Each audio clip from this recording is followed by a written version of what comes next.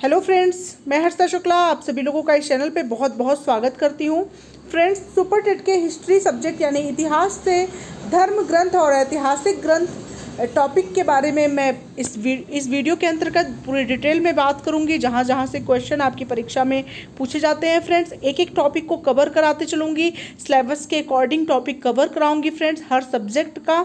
तो बिल्कुल फ्रेंड्स, इस चैनल पे अगर आप लोग अभी तक नए हैं तो बिल्कुल चैनल को सब्सक्राइब करना, अपने सभी दोस्तों को शेयर करना ना भूलें। तो चलिए फ्रेंड्स, आते हैं टॉपिक पर। तो सबसे पहले हम लोग बात करते हैं फ्रेंड्स, आपका जो पहला चैप्टर है इतिहास का वो है प्राचीन इतिहास। प्राचीन इतिहास के अंतर्गत जो सबसे पहले आता है प्राचीन भारतीय इतिहास के स्रोत, और इसके अंतर्गत आपको जो है ये 4 टॉपिक मुख्य रूप से देखने को मिलेगी। प्राचीन भारतीय इतिहास के विषय में जानकारी मुख्यतः 4 स्रोतों से प्राप्त होती है। पहला आपका है धर्म ग्रंथ, दूसरा है आपका ऐतिहासिक ग्रंथ, तीसरा है आपका विदेशियों के विवरण, और चौथा है आपका पुरातत्व संबंधी साक्ष्य।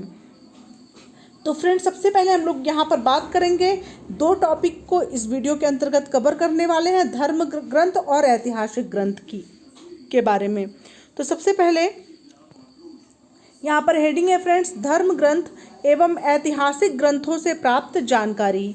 तो धर्म ग्रंथ और ऐतिहासिक ग्रंथों से क्या क्या जानकारियाँ आप ले सकते हैं, और जो यहाँ से प्रश्न जो है आपकी परीक्षा में ज़रूर पूछे गए हैं पिछले 2 वर्षों से, और इस बार भी यहाँ से प्रश्न ज़रूर बनेंगे। तो सबसे पहले बात करेंगे फ्रेंड्स, भारत के सर्व प्राचीन धर्म ग्रंथ क्या है? वेद है। अगर आपसे पूछा जाए, ऑब्जेक्टिव टाइप का प्रश्न पूछा गया है पिछले विगत वर्ष में, तो वहाँ पे पूछा जा सकता है भारत का सर्व प्राचीन धर्म ग्रंथ को क्या होता है। तो 4 ऑप्शन में जहाँ कहीं भी आपको वेद दिखाई देगा उस ऑप्शन पे आप टिक कर देंगे। तो बिल्कुल ध्यान रखिएगा, भारत का सर्व प्राचीन धर्म ग्रंथ जो होता है वो क्या होता है? वेद होता है। नेक्स्ट बात करते हैं फ्रेंड्स, वेद जो है वो कितने प्रकार के होते हैं? तो वेद जो है 4 प्रकार के होते हैं फ्रेंड्स। तो यहाँ पे सबसे पहले हम बात करेंगे ऋग्वेद की। तो ऋग्वेद के अंतर्गत हम लोग बात करेंगे फ्रेंड्स, ऋचाओं के क्रमबद्ध ज्ञान के संग्रह को ऋग्वेद कहा जाता है। बिल्कुल ध्यान रखेंगे फ्रेंड्स, ऋग्वेद किसे कहा जाता है? तो ऋचाओं के क्रमबद्ध ज्ञान के संग्रह को ऋग्वेद कहा जाता है। बिल्कुल इस पॉइंट को आप लोग दिमाग में बैठा लीजिए कि ऋचाओं के क्रमबद्ध ज्ञान के संग्रह को ऋग्वेद कहा जाता है। और फ्रेंड्स, आपको 2021 में बहुत ही बम्पर शिक्षक भर्ती देखने को मिलेगी, और आप लोगों के पास अभी जो अनमोल समय है उसका सदुपयोग कीजिए, और आप लोग सुपर टेट की तैयारी में बिल्कुल जुट जाइए।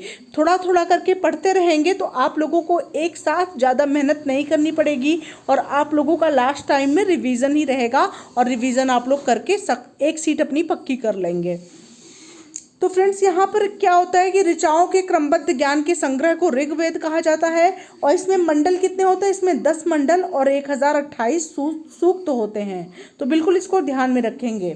नेक्स्ट पॉइंट है फ्रेंड्स, विश्वामित्र द्वारा रचित ऋग्वेद के 3य मंडल में सावित्री को समर्पित प्रसिद्ध गायत्री मंत्र है। ध्यान दीजिए, विश्वामित्र द्वारा रचित ऋग्वेद के 3य मंडल में सावित्री को समर्पित प्रसिद्ध गायत्री मंत्र हैं। नेक्स्ट पॉइंट है फ्रेंड्स, चातुर्य वर्ण समाज की कल्पना का आदि स्रोत ऋग्वेद के 10वें मंडल में वर्णित पुरुष सूक्त है। ध्यान दीजिए, चातुर्वर्ण समाज की कल्पना का आदि स्रोत ऋग्वेद के 10वें मंडल में वर्णित क्या है? पुरुष सूक्त है, जिसके अनुसार 4 वर्ण, ठीक है, 4 वर्ण कौन कौन से होते हैं? ब्राह्मण, क्षत्रिय, वैश्य और शूद्र, ठीक है। आदि पुरुष ब्रह्मा के क्रमशः मुख, भुजाओं, जंघाओं और चरणों से उत्पन्न हुए हैं। नेक्स्ट आपका है फ्रेंड्स नंबर 2, यजुर्वेद, ठीक है।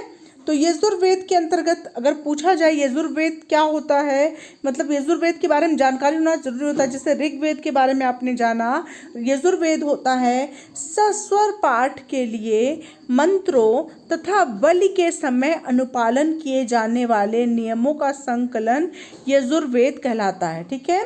सस्वर पाठ के लिए मंत्रों, ठीक है, मतलब एक साथ कई लोग जो मंत्र का उच्चारण करते हैं, ठीक है, उसके लिए, और बलि के समय अनुपालन किए जाने वाले नियमों का जो संकलन होता है वही यजुर्वेद कहलाता है।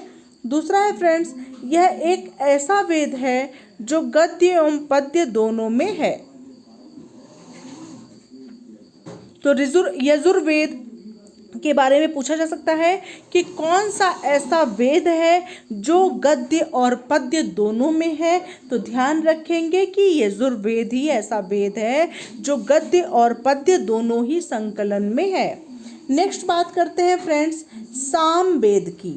तो सामवेद में क्या होगा कि इसमें गायन योग्य ऋचाओं का संकलन है। ठीक है, ये केवल क्या है, इसमें गायन योग्य ऋचाओं का संकलन है। मतलब जो सामवेद होता है फ्रेंड्स वो पद्य संकलन में ही होता है, गद्य में नहीं होता है। इसमें गायन योग्य ऋचाओं का संकलन होता है और इसे भारतीय संगीत का जनक कहा जाता है। तो फ्रेंड्स ये पॉइंट बिल्कुल ध्यान में रखेंगे कि भारतीय संगीत का जनक जो है किस वेद को कहा जाता है। तो आप लोग याद रखेंगे कि भारतीय संगीत का जनक सामवेद को कहा जाता है। अब फ्रेंड्स बात करते हैं नंबर 4 अथर्ववेद की। तो अथर्ववेद यानी अथर्वा ऋषि द्वारा रचित अथर्ववेद में रोग निवारण, तंत्र मंत्र, जादू टोना, शाप, वशीकरण, सामान्य मनुष्यों के विचारों, अविश्वासों, अंधविश्वासों इत्यादि का वर्णन है। ठीक है, तो अथर्ववेद की रचना किसने की थी, अथर्वा ऋषि ने की थी। और इसमें जो है रोग निवारण, तंत्र मंत्र, जादू टोना, शाप, वशीकरण, सामान्य मनुष्यों के विचारों, विश्वासों, अंधविश्वासों इत्यादि का वर्णन होता है। और इसमें जो है सभा एवं समिति को प्रजापति की 2 पुत्रियां कहा गया है। ठीक है, अब बात करते हैं फ्रेंड्स ऐतिहासिक ग्रंथ के बारे में। ठीक है, बहुत ही महत्वपूर्ण टॉपिक है ये आपकी परीक्षा के लिए। तो ऐतिहासिक ग्रंथ में आप ध्यान रखेंगे कि इसमें प्रमुख है कौटिल्य का अर्थशास्त्र। ध्यान दीजिएगा, अर्थशास्त्र की रचना किसने की थी, कौटिल्य ने की थी। इस चीज को ध्यान में रखिएगा, इसमें कौटिल्य का अर्थशास्त्र प्रमुख है।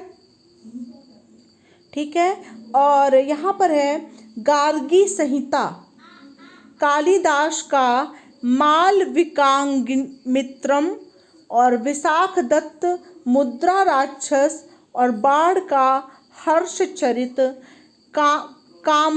कामंदक का नीति शास्त्र और कल्हड़ की रास्तरंगणी इत्यादि। तो ये ऐतिहासिक ग्रंथ बहुत इंपॉर्टेंट है फ्रेंड्स। ऐतिहासिक ग्रंथ भी आपके परीक्षा में जरूर 1 से 2 नंबर का पूछा जाता है और यहीं से पूछा जाएगा, इससे बाहर कुछ नहीं आएगा। अर्थशास्त्र की रचना कौटिल्य ने की थी। गार्गी संहिता कालिदास किसने, मालविकाग्निमित्रम किसकी रचना है, कालिदास की रचना है। मुद्रा राक्षस किसकी रचना है, विशाख दत्त की रचना है। हर्षचरित किसकी रचना है, बाढ़ भट्ट की रचना है। नीति शास्त्र किसकी रचना है, कामंदक की रचना है। और राजतरंगिणी के लेखक कौन है, कल्हड़ है। तो ये अगर आप लोग लर्न कर लेंगे तो इससे ज़्यादा कुछ पढ़ने की आवश्यकता सुपर टेट के लिए तो फिलहाल के लिए नहीं है। ठीक है फ्रेंड्स, तो ये इस टॉपिक को मैंने इस वीडियो के अंतर्गत पूरा कवर कर दिया है। नेक्स्ट टॉपिक इसी चैप्टर के साथ मैं पुनः हाजिर होंगी और यहाँ पर मैं सुपर टेट में जितने भी सब्जेक्ट्स हैं सभी सब्जेक्ट को विथ टॉपिक, एक एक टॉपिक को मैं क्लियर करती चलूँगी, क्योंकि कहीं से भी अगर घुमा के क्वेश्चन बन रहा है तो आप लोगों से वो अछूता ना रहे, वो आप लोग बिल्कुल उसको सही करके आए। क्योंकि आप लोग जानते हैं फ्रेंड्स सुपर टेट के मार्क्स बहुत वैल्यू रखते हैं। यूपी टेट में तो सिर्फ क्वालिफाइंग मार्क्स चाहिए, लेकिन सुपर टेट में हाईएस्ट स्कोर करना है। तो हाईएस्ट स्कोर करना है तो बहुत ज़्यादा मेहनत की भी आवश्यकता है, और मेहनत आप तभी करेंगे जब अभी से जुट जाएंगे। ये मत सोचिए जब फॉर्म भर लेंगे तब पढ़ने बैठेंगे तो कुछ नहीं होने वाला है, तब पासिंग मार्क्स को तरस जाएंगे। लेकिन अगर आप अभी से मेहनत करेंगे तो आप लोग हाईएस्ट स्कोर कर पाएंगे और मेरिट के लिए आपको तरसना नहीं होगा। तो फ्रेंड्स इसी के साथ मैं इस वीडियो को यहीं पर एंड करती हूँ। मिलते हैं नेक्स्ट वीडियो के साथ, तब तक के लिए thank you so much friends, thanks for watching my video.